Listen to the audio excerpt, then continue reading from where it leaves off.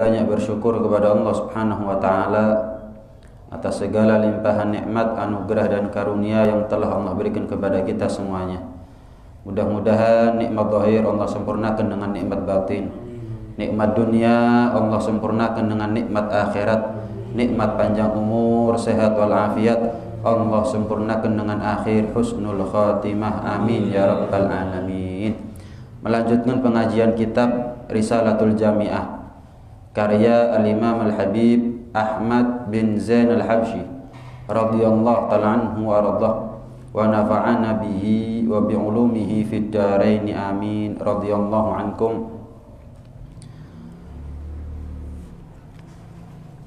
Wa syukru ala ni'amillah, wajib buat kita untuk bersyukur kepada Allah Subhanahu wa ta'ala atas nikmat apa? Yang pertama kali adalah nikmat Islam, kal Islam. Yang kedua, watta'ah, ketaatan amal solehnya kita itu adalah nikmat dari Allah Subhanahu wa ta'ala. Wasairin ni'am, lebih-lebih nikmat-nikmat yang lain. Yang nikmatnya Allah ini kalau mau kita hitung habis umurnya kita, belum habis nikmat Allah berhasil kita hitung, karena begitu banyaknya nikmat yang Allah berikan kepada kita. Kita bahas satu-satu. Pertama, nikmat iman dan Islam. Selagi kita ini beriman kepada Allah, selagi kita ini muslim, mukmin, itu menjadi sebab kita pasti selamat daripada api neraka. Tsumma nunajjil ladzina taqaw wa nadharu dhalimina fiha jithiya. Setiap di antara kita ini pasti akan melewati jembatan Sirat. Wa in minkum illa wariduha, pasti melewati jembatan Sirat. Yang mana dikatakan oleh ulama di bawah jembatan Sirat itu adalah neraka. Siapa yang sukses, siapa yang selamat beruntung ketika meniti jembatan Sirat? Tsumma nunajjil ladzina taqaw, yaitu mereka yang bertakwa. Allah tidak jadikan neraka itu sebagai tempat hunian selama-lamanya bagi seorang mukmin muslim. Ya, tergantung amal solehnya, tergantung juga kemaksiatannya. Semakin banyak amal solehnya, kemudian semakin sempurna imannya dia, semakin tebal takwanya dia, takutnya dia kepada Allah, ya semakin berpotensi dia selamat dari neraka, tidak pernah masuk sedikit pun. Bahkan sangat memungkinkan masuk surga tanpa ada hisab, tanpa dihitung-hitung dosa-dosanya kita oleh Allah Subhanahu wa ta'ala. Mudah-mudahan kita termasuk di antara mereka yang masuk surga tanpa hisab. Amin ya rabbal alamin. Adapun mereka yang muslim, mukmin, tapi banyak dosanya, banyak pelanggaran yang dia perbuat sehingga dia masuk neraka, maka sebanyak apa dosa yang dia lakukan, ya itulah yang membuat dia semakin lama tinggal ada di neraka. Tapi asal dia punya iman dan Islam, cepat atau lambat dia pasti keluar dari neraka. Tidak Allah ciptakan neraka sebagai tempat tinggal, tempat hunian untuk orang muslim, orang mukmin selama-lamanya, hanya untuk menjadi penebus dosa. Na'udzubillah. Wa miftah dukhulil jannah, dan keislaman kita itu adalah merupakan kunci masuk surga. Nggak ada kunci surga dijual di comboran, itu nggak ada. Kunci surga dijual di minimarket, supermarket, hypermarket, nggak ada. Kunci surga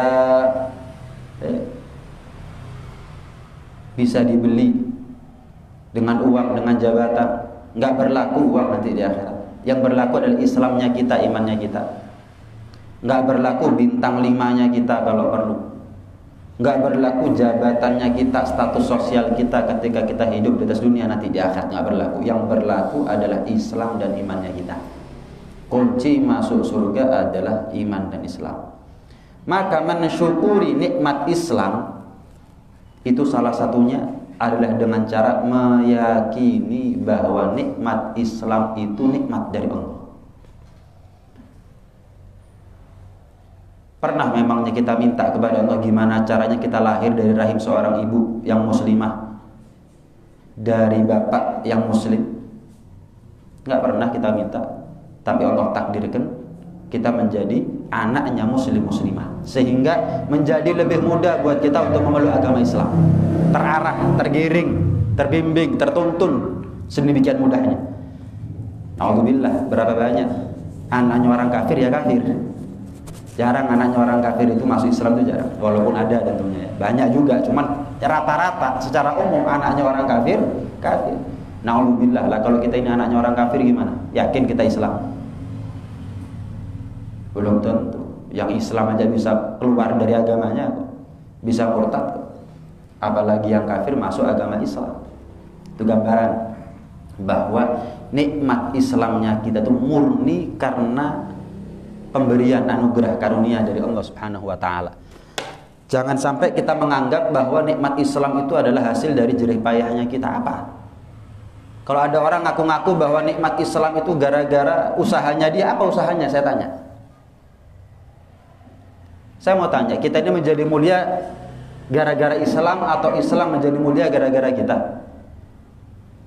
Kita menjadi mulia gara-gara Islam. Bukan Islam itu mulia gara-gara kita menjadi pemeluknya. Bukan Islam itu menjadi mulia gara-gara menjadi agama yang nomor satu, pemeluk agamanya paling banyak di dunia. Enggak. Di zaman Rasulullah agama Islam itu agama yang asing, tapi tetap mulia. Al-Islam ya'lu wa la yu'la alaih. Islam itu selalu unggul, nggak mungkin bisa dikalahkan. Mulai dari kapanpun sampai kapanpun, tetap Islam itu mulia. Siapa yang masuk ke dalam Islam, maka dialah yang menjadi mulia. Bukan Islam mulia gara-gara dia. Sayyidina Umar bin Khattab radhiyallahu ta'ala anhu, ketika ada di kota Madinah, beliau sebagai khalifah. Wafat Sayyidina Abu Bakar Siddiq radhiyallahu ta'ala anhu, diganti tongkat kepemimpinan oleh Sayyidina Umar bin Khattab radhiyallahu ta'ala anhu. Saat itu beliau sebagai pemimpin, seluruh muslimin di dunia patuh nurut apa katanya Sayyidina Umar. A, B, B sudah. Seluruh dunia ini. Kemudian ketika berjalan ada di kota Madinah, Sayyidina Umar itu pakai pakaian yang biasa. Bukan dengan atribut kebesarannya, bukan dengan pakaian yang mahal, yang mewah, dengan pengawalan yang ketat, ya, dengan pakaian yang biasa. Sampai ada satu orang kafir Madinah nyeletuk, Umar, meledek, kamu ini masuk Islam, bahkan menjadi pemimpinnya orang Islam, tak lihat-lihat kehidupannya kamu ini sederhana. Tak lihat-lihat kehidupannya kamu, yo gak sugi-sugi nemen, biasa-biasa wae. Tuh bajunya kamu, nggak ada yang ngawal kamu, dan seterusnya dan seterusnya. Maka Sayyidina Umar bin Khattab radhiyallahu ta'ala anhu menjawab, ya, cukup bagi kami kemuliaan adalah sebagai muslim. Cukup bagi kami kemuliaan adalah sebagai muslim. Gara-gara kami sebagai muslim, Allah muliakan kami. Kalau kami cari kemuliaan dari selain Islam, khawatirnya Allah rendahkan kami nanti. Saya tidak mencari kemuliaan, kebanggaan dengan pakaian, dengan tunggangan, kendaraan, pengawalan, harta, dunia, enggak. Saya khawatirnya kalau saya nyari kebanggaan dengan itu semuanya, Allah justru jatuhkan saya. Terus saya cari kemuliaan, kebanggaan dengan apa? Dengan Islamnya saya. Ketika saya menjadi bangga, senang, bahagia, bukan main menjadi seorang muslim, Allah angkat derajatnya saya. Itu Sayyidina Umar bin Khattab. Kita enggak. Kita sering menganggap bahwa, coba, berapa banyak orang yang hidup zaman sekarang lupa kalau nikmat Islam nikmat yang paling besar. Waduh, kalau sudah dapat rezeki, wah, baru ya Allah, matur nuwun tuh Gusti, matur nuwun. Kalau sudah lunas utangnya, wah, ya Allah, terima kasih banyak ya Allah, terima kasih. Mungkin yang nggak sholat, yang nggak tahajud. Padahal setiap hari menjadi muslim dia. Berapa banyak cerita orang murtad. Lah kalau Allah takdirkan kita murtad gimana? Waliyadzubillah min dzalik. Kayak duwe rezeki lancar, lunas utangi, dikei jodoh, gak duwe keturunan sampai duwe keturunan, terima kasih, terima. Nikmat Islamnya mana? Gitu loh. Apakah itu lebih mahal daripada nikmat Islam? Berapa banyak orang zaman sekarang lupa mensyukuri nikmat yang paling mahal, yaitu nikmat Islam. Bahkan kata ulama, paling besarnya sesuatu yang bisa mengakibatkan tercabutnya nikmat-nikmatnya Allah Subhanahu wa taala, kapan kita melupakan nikmat Islam. Gara-gara kita lupa nikmat Islam, akhirnya nikmat-nikmat yang lain, nikmat Islam dan nikmat yang lain bisa dicabut oleh Allah Subhanahu wa taala. Manfaat umurnya dicabut, manfaat hartanya dicabut, sakinah mawaddah warahmahnya dicabut, rezekinya mampet, dibuat susah punya keturunan, naudzubillah, dibuat susah jodohnya, naudzubillah. Semuanya pangkalnya dari nikmat Islam. Kapan lali soko nikmat Islam? Ya, itu namanya pasang bom waktu yang kapan meledak hancur semuanya tanpa ada sisa. Wajib buat kita untuk bersyukur atas nikmat Islam. Jangan pernah kita merasa nikmat Islam itu gara-gara kita. Enggak, gara-gara Allah. Allah Subhanahu wa taala berfirman dalam Al-Qur'an gimana? Yamunnuna 'alaika an aslam, wahai Muhammad, mereka ngundat-ngundat atas keislamannya. Beruntung wahai Muhammad, kami ini masuk Islam. Coba nggak ada kami, Islam mau jadi apa? Oh aduh. Dijawab, qul la tamunnu 'alayya islamakum. Jangan kalian ngundat-ngundat atasku Rasulullah keislaman kalian semuanya. Balillah yamunnu alaikum an hadakum lil iman in kuntum shadiqin. Bukankah Allah yang memberikan anugerah kepada kalian nikmat Islam dengan hidayahnya untuk kalian iman? Kalau kalian mau jujur, coba cek, coba teliti kalau kalian mau jujur. Jawab dari lubuk hati kalian yang paling dalam.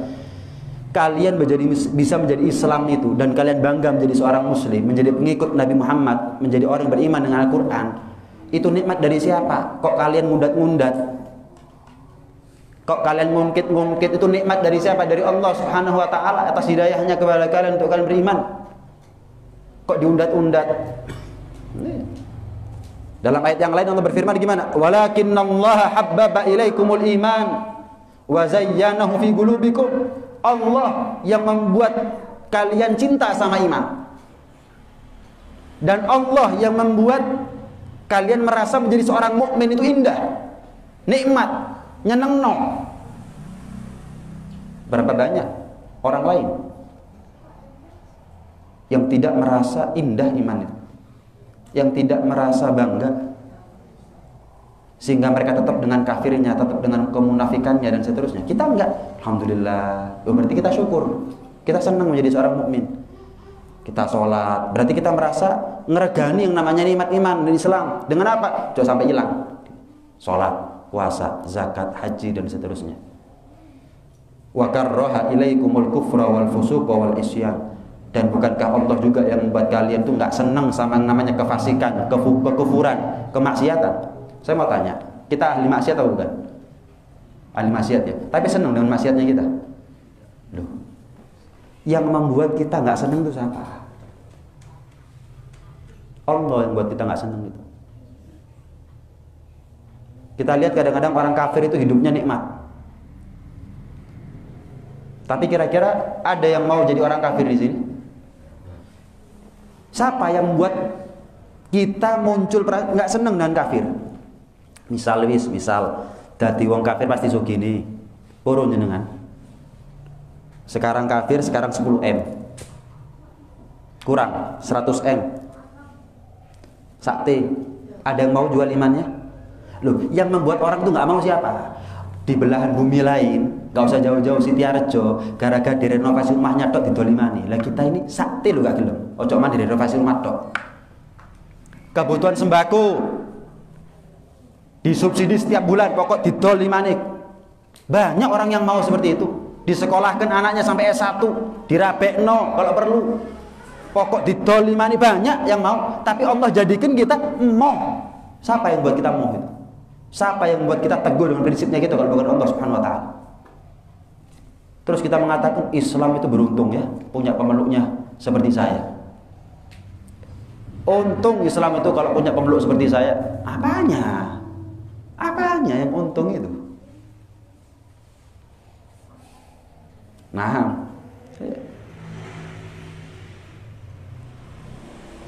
ulaika humur rasyidun, mereka lah orang-orang yang mendapat petunjuk dari Allah Subhanahu wa taala. Orang yang dibuat indah keimanan, keislaman sehingga mereka cinta dengan iman dan Islam. Mereka yang dibuat benci oleh Allah kepada kekufuran, kemunafikan, kefasikan, kemaksiatan, mereka orang yang memperoleh petunjuk dari Allah. Alhamdulillah, dapat petunjuk dari Allah. Fadlan minallah wa ni'mah. Ini adalah kedermawanan Allah, nikmat dari Allah Subhanahu wa taala. Dalam ayat yang lain Allah berfirman gimana? Famay yuridillahu ayyahdiyahu yashrah sadrahu lil Islam. Orang itu kalau dikehendaki oleh Allah Subhanahu wa taala untuk mendapat hidayah, Allah buat lapang hatinya untuk memeluk agama Islam. Saya mau tanya, ada yang terpaksa di sini memeluk agama Islam? Ada yang terpaksa di sini kita iman sama Al-Qur'an? Berarti kan lapang hati kita. Kita memeluk agama Islam itu adalah atas dasar sukarela. Yang membuat hati kita sukarela ini siapa? Saya mau tanya, walaupun kita ini malas yang namanya sholat, kalau boleh jujur, malas sama yang namanya sholat, tapi kita yakin nggak kalau sholat itu menyelamatkan? Banyak orang di luar sana ngakunya Islam, nggak percaya ambil sholat, isok nyelamat no. Bahkan banyak di antara mereka keluar dari agama Islam gara-gara apa? Kakek aturan Islam. Sholat bendina ping 5. Sugi durung mesti sholat ping 5. Poso saulan maneh. Setahun sepisan. Kalau dicicil karuan. Banyak orang luar sana, cuman kita nggak tahu. Panjenengan nggak pernah kelihatan. Kalau jenengan pernah ketemu, syukur betul jenengan. Dengan nikmat Islam, syukur betul. Dalam sebuah kitab diceritakan ada seorang masyayikhil Ashhar. Ya. Pondok pesantren Al-Azhar yang ada di Mesir itu kan pondok lama, pondok klasik. Banyak orang-orang soleh yang keluar dari pondok tersebut. Dulu ya. Wallahu alam kalau sekarang. Diceritakan ada salah seorang masyayikh, tenaga pengajar yang ada di pondok Al-Azhar. Itu ditemukan di tengah jalan tersungkur, pingsan, semaput. Akhirnya dibuat sadar, dibuat bangun nih orang. Sampai akhirnya sadar siuman. Kita hanya, apa kok semaput? Belum sarapan, atau sakit, atau capek mungkin dan seterusnya. Enggak. Saya tadi sempat ngelihat sama orang yang mereka tetap kekeh dengan kekufurannya, bahkan mereka ibadah kepada Tuhannya. Masuk ke tempat ibadah mereka masing-masing, terus dari situ saya kepikiran, alhamdulillah ya, Allah tuh bisa loh buat saya seperti mereka. Tapi Allah jaga saya, Allah takdir mulai dari saya lahir menjadi seorang muslim, alhamdulillah. Saya kepikiran nyukuri nikmat tadi sampai semaput. Sampai semaput. Kita kalau ngelihat orang sakit, kita sehat, syukur kita. Di jalan kita ngelihat ada orang celaka, kita selamat, syukur kita.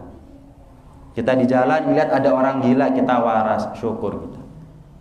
Di pecinan kita ngelihat ada orang nggak punya rumah, nggak punya keluarga, nggak pulang, nggak pergi, nggak ada yang nunggu. Kita alhamdulillah masih punya keluarga. Kapan kita keluar ada yang nunggu pulang.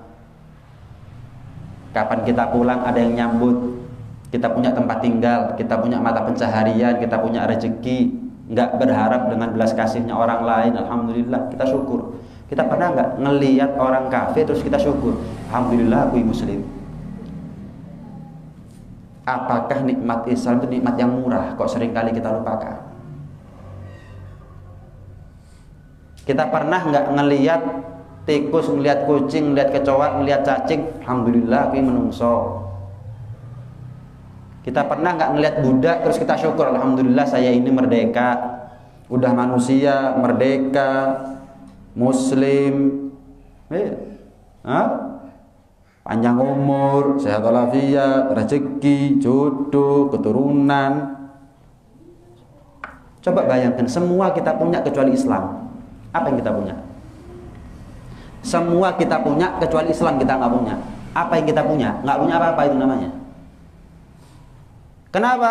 Apa yang kita punya juga dimiliki sama orang lain. Oh, saya punya rumah, orang lain juga punya rumah. Bahkan rumahnya lebih bagus dari rumahnya kamu. Oh, saya punya penghasilan sekian bulan, sekian juta. Orang lain sekian M kadang-kadang. Kamu punya semuanya, tapi nggak punya Islam, nggak punya apa-apa itu namanya. Kamu nggak punya apa-apa, tapi punya Islam, punya segalanya itu namanya. Kenapa? Nggak Allah kasih yang namanya Islam kecuali orang yang dipilih oleh Allah Subhanahu Wa Taala. Kalau dunia, rezeki, nafas, panjang umur, sehat, semua dapat orang. Semua bayi baru lahir punya rezekinya, punya nafas, punya umur, ada rezekinya. Semua orang punya, nggak nunggu yang iman, yang kafir juga dapat, nggak nunggu manusia, binatang dalam tanah pun juga dapat rezekinya. Tapi nikmat Islam nggak semua orang dapat. Ada orang-orang dipilih oleh Allah Subhanahu Wa Taala. Berarti kapan kita punya Islam, kita punya semuanya. Walaupun kalau kita nggak punya apa-apa. Kapan kita punya semuanya, tapi nggak punya Islam, itu namanya kita nggak punya apa-apa. Memangnya yang paling kaya yang membuat orang selamat nanti di akhirat? Memangnya yang paling kaya yang membuat orang itu paling manfaat umurnya? Enggak, Islamnya dia, imannya dia yang membuat dia selamat nanti di akhirat. Imannya dia, Islamnya dia yang membuat umurnya dia manfaat, hartanya dia manfaat, dan seterusnya dan seterusnya. Punya semuanya kita ini dengan Islam. Maka banggalah kita menjadi seorang muslim. Naam. Dalam kitab Nasaihul Ibad dikatakan, inna min na'imid dunya yakfikal islamu nikmatan. Cukup dari sekian banyak nikmat-nikmatnya dunia itu, Islam sebagai seagung-agungnya nikmat, semahal-mahalnya nikmat. Cukup kita jadikan nikmat Islam itu sebagai nikmat dunia yang paling mahal yang Allah berikan kepada kita. Cukup sudah. Seharusnya orang itu kalau dikasih nikmat lupa sama ujian. Ini orang enggak dikasih nikmat macam-macam, dikasih ujian sedikit lupa sama nikmatnya Allah Subhanahu Wa Taala. Seharusnya orang itu, kapan saya pernah salah sama jenengan? Sekali, 2 kali, 3 kali, 4 kali, 7 kali, 10 kali. Sekali saya berbuat baik kepada panjenengan, dilupakan itu kesalahan saya. Bukan sebaliknya. Saya baik kepada panjenengan sekian kali, 2 kali, 5 kali, 7 kali, 10 kali, sekali salah entek. Fahmi ya? Wah, ngarep model opo? Kaentos belas. Sekali, 2 kali, 5 kali, 10 kali baik, sekali salah entek. Itu sama manusia sudah. Itu sama manusia elek seperti itu. Lah gimana kita sama Allah? Dikasih nikmat Islam, dikasih nikmat manusia, menjadi manusia, merdeka, bukan budak, panjang umur, nggak sakit, selamat, nggak celaka, punya keluarga, dan seterusnya. Dikasih ujian, wah, puri sama Allah, mangkel sama Allah Subhanahu Wa Taala. Cukup kita jadi kenikmat Islam ini sebagai pelipur lara kita menerima ujian apapun. Karena ujian musibah bala apapun, si Islam loh, si Islam. Cukup nikmat Islam kita jadikan sebagai bahan untuk nyelimurno awak dari semua musibah yang Allah berikan kepada kita. Itu maksudnya ya, makanya perbanyak kita baca alhamdulillah ala nikmatil iman wal islam wa kafa biha min nikmati. Segala puji bagimu ya Allah, alhamdulillah atas nikmat iman dan Islam yang cukup bagiku untuk aku bersyukur kepadamu dengan nikmat iman dan Islam. Cukup is. Paling gede nikmat ya. Tapi dengan berkat kita syukur nikmat iman dan Islam dicatat sama malaikat. Syukur-syukurnya kita yang lain juga dicatat. Kenapa? Sumber dari segala nikmat sudah kita sebut. Maka cabang-cabang kenikmatan yang lain tinggal dicatat sama malaikat. Sila kena pentolane, buntutnya kena. Gambarannya begitu. Kalau kita sudah syukur sama nikmat iman dan Islam, maka yang lain pun akan katut.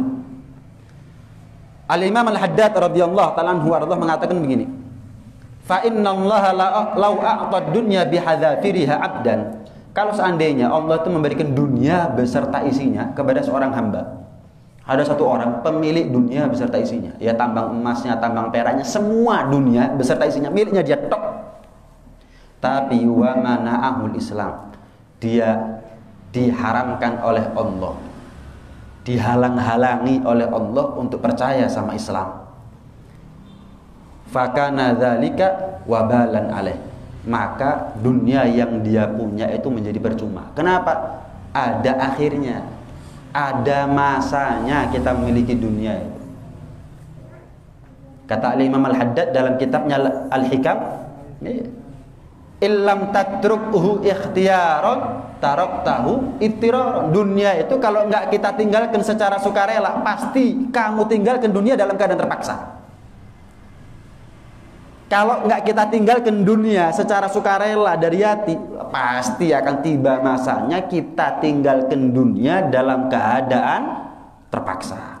Yaitu apa? Mati. Wes, nggak mungkin. Dunia itu kalau nggak kita tinggal duluan, ya dunianya yang nggak mau sama kita. Kalau nggak kita yang meninggalkan dunia duluan, ya dunianya yang meninggalkan kita duluan.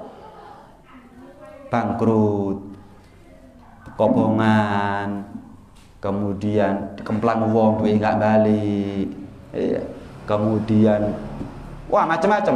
Wongi urip, tapi dunyane ngadoh. Dunianya masih ada, wong sing gak ono. Wis, satu di antara dua itu sudah keadaan kita. Nggak mungkin kita kemana-mana pasti kaya, dunia akhirat pasti kaya, nggak mungkin. Wong mati nggak nggawa dunia, ya kan? Wong mati nggak nggawa dunia, ya wis itu sudah. Sebaliknya, wabil akas lam yadurruhu dzalik. Tapi kalau sebaliknya kata Imam Al-Haddad, kalau kita nggak memiliki apa-apa daripada dunia, tapi kita memiliki Islam, itu nggak memberikan madarat apa-apa kepada kita. Kenapa? Al-awwal yamut ilan nar, orang pertama mati masuk neraka. Adapun kita mati masuk surga. Apa artinya dunia ini dibandingkan dengan surga? Mad dunya fil akhirah, mad dunya fil akhirah illa qalil. Enggak ada nilainya dunia beserta isinya ini jika dibandingkan dengan akhirat kecuali sedikit. Titik. Kita sholat qabliyah subuh 2 rakaat aja itu nilainya lebih baik daripada dunia beserta isinya. Doa titik berarti dunia. Kita sholat qabliyah subuh 2 rakaat tok, itu pahalanya lebih baik daripada orang sedekah dunia saya sini. Ya berarti lah titik ya dunia. Bisa ditebus hanya dengan 2 rakaat qabliyah subuh. Enteng apa enggak qabliyah subuh ini? Enteng, berarti dunia ini titik. Biasanya pekerjaan itu kalau enteng pahalanya, ganjarannya, imbalannya murah, kecil. Dunia ini kecil sebetulnya. Mad dunya fil akhirah illa mithlu ma yaj'al ahadukum bi isbi'ihi fil yam yanzur bima yarji. Rasulullah SAW bersabda, dunia ini kalau dibandingkan dengan akhirat sama seperti kita ini mencelupkan jari telunjuk kita ke dalam lautan segoro. Kemudian kita angkat, kita lihat apa yang nempel di ujung jari, itu dunia. Segoro itu akhirat, surga. Lautan dia adalah surganya. Apa yang nempel di tangan itu hanya itu dunia beserta isinya. Lah kita ini nggak memiliki dunia beserta isinya. 1% ini nggak ada, 0,0 sekian persen daripada dunia yang kita miliki. Nggak ada artinya apa-apa. Nggak ada artinya sama sekali. Nah, karena itu pernah dalam kitab Nasha'ih dikatakan oleh Imam Al-Haddad, sebagian orang soleh itu pernah mengatakan begini, kalau seandainya Allah berikan kepada saya 2 opsi, 2 tawaran, Fahmi, ente mau mati di mana? Mati depan pintu rumah dalam keadaan membawa Islam, atau kamu pilih mati di medan pertempuran dan kamu syahid? Kata orang soleh, saya milih mati dalam keadaan Islam, walaupun cuman saya memilih mati di depan pintu rumah walaupun saya cuman mati dalam keadaan bawa Islam, nggak sampai syahid. Duh, kenapa? Saya nggak tahu antara depan pintu rumah sampai medan pertempuran apa yang terjadi, saya nggak tahu. Nggak boleh ya kita merasa aman. Oh, jangan. Wallahi ma amina ahadun ayuslaba imanuhu illa sulib.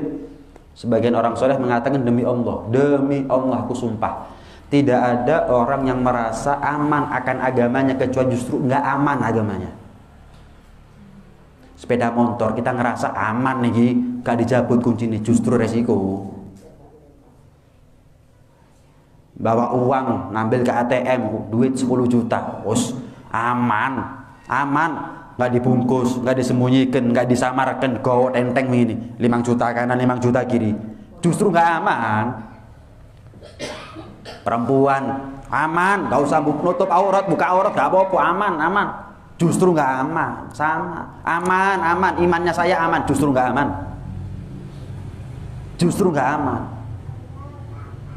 Kalau orang itu ngeregani duit, dia simpen, disingit no. Kalau orang itu ngeregani sepeda motornya, dijabut kuncinya. Kalau perlu digembok ganda. Kalau perlu pasang CCTV, ada pagernya, ada satpamnya. Waduh, iman aman. Loh, ya apa sih?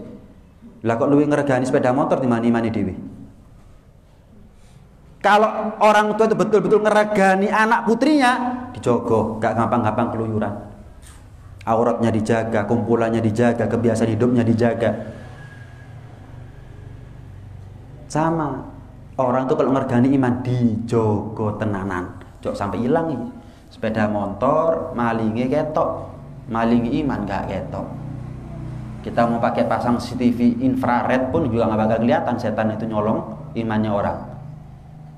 Paham nih ya? Sebagian orang soleh juga begitu. Ketika sudah mulai deket sama ajal, dia ngomong sama saudaranya, saudaraku, saya nggak tahu apakah saya mati dalam keadaan masih Islam ataukah tidak, saya nggak tahu. Akhir umur saya ini saya nggak tahu. Sudah deket nih sama ajal nih. Itu kan menit. Dia sempat ngomong, saya nggak tahu saya ini mati dalam keadaan Islam atau enggak, saya nggak tahu.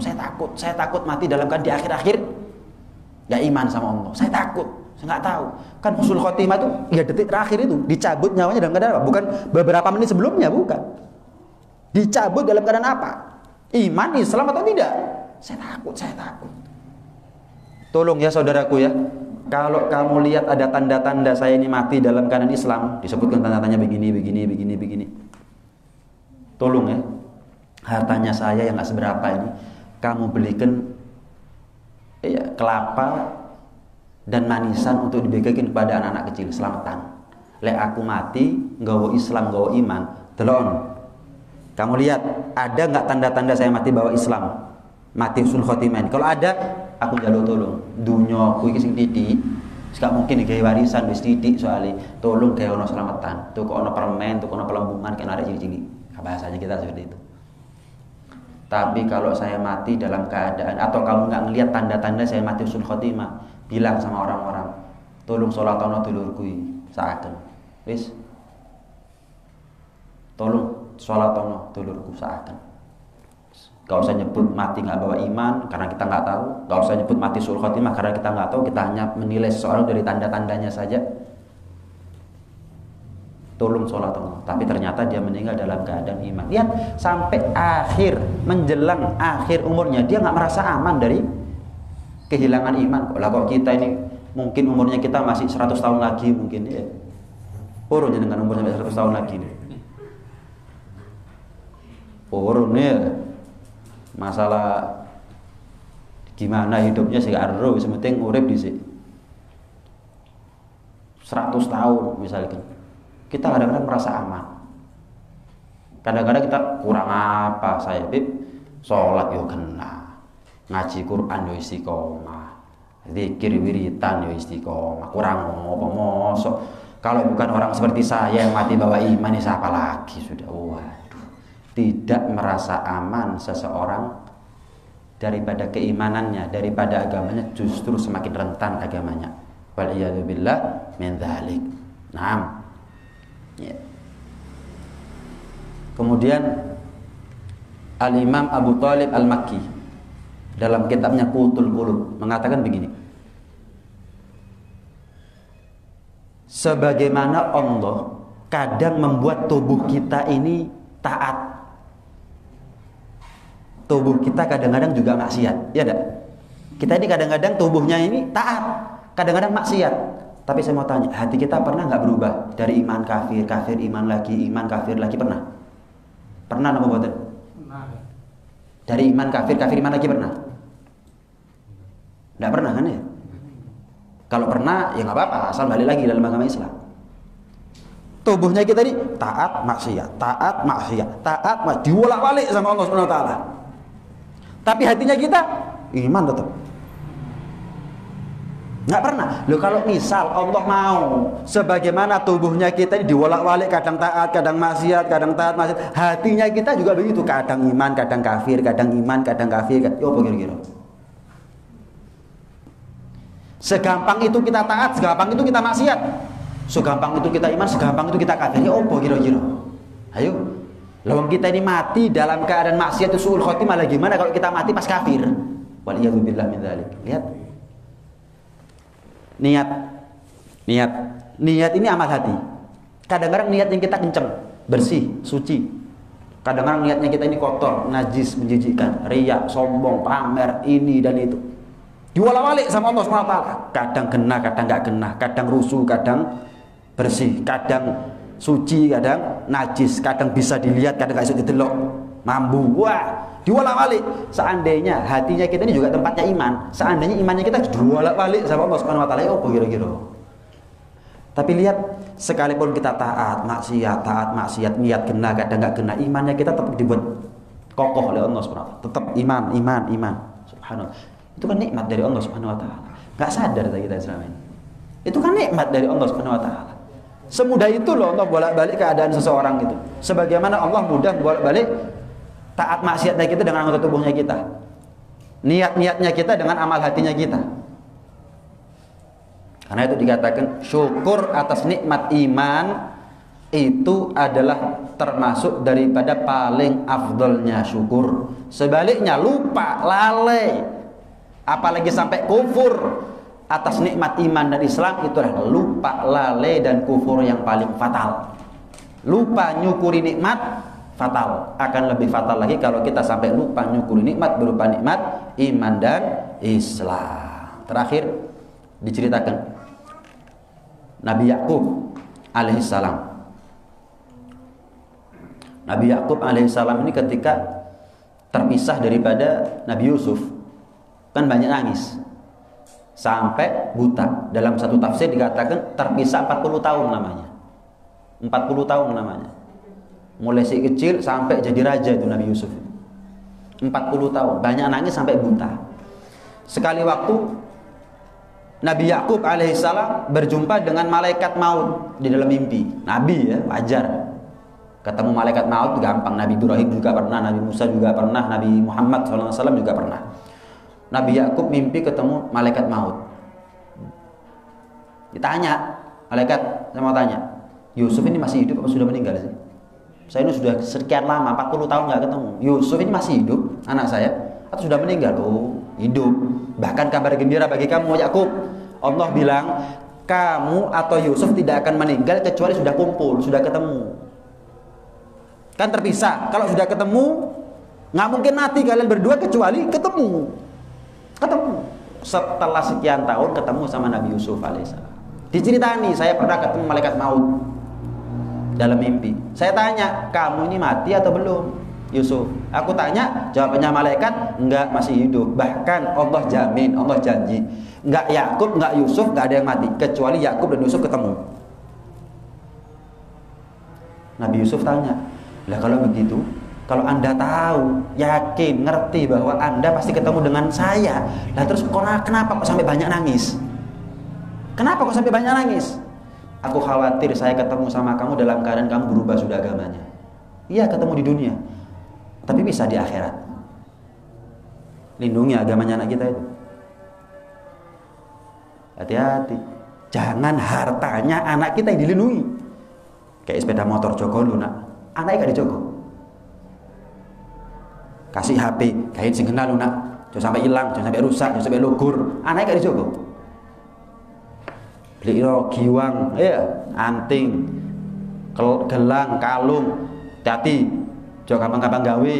Lek dewian ora usah digawe, kok ilang, kok iki. Anake gak dicoba tapi. Harta yang dipakai anaknya diwanti-wanti, tapi anaknya nggak diwanti-wanti.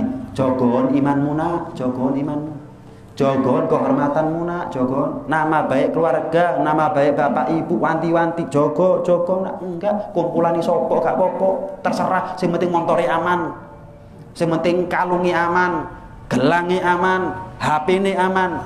Rusak akhlaknya gak popo. Nah kalau imannya hilang yo, kok iso beb? Lalek mateng dhisik. Lah kalau hamil duluan, oh katanya yang laki, Kak Katim ini aku tanggung jawab kecuali kon melo agamaku. Ada banda?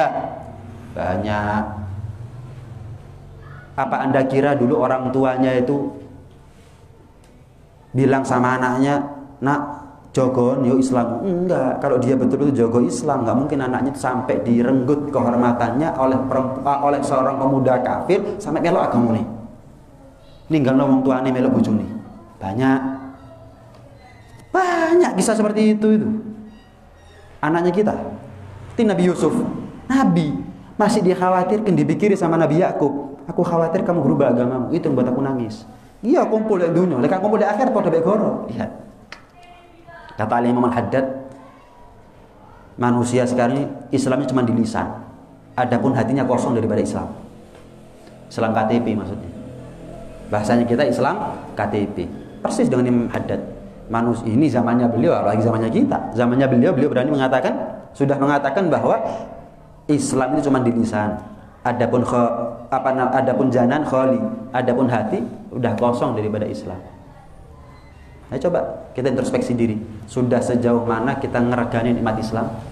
Sudah sejauh mana kita mengetahui hakikat besar dan mahalnya nikmat Islam? Sudah sejauh mana kita mensyukuri nikmat Islam? Sudah sejauh mana kita jaga nikmat Islamnya kita masing-masing dan keluarga kita khususnya? Mudah-mudahan dijaga iman dan Islam kita semuanya dan keluarga kita.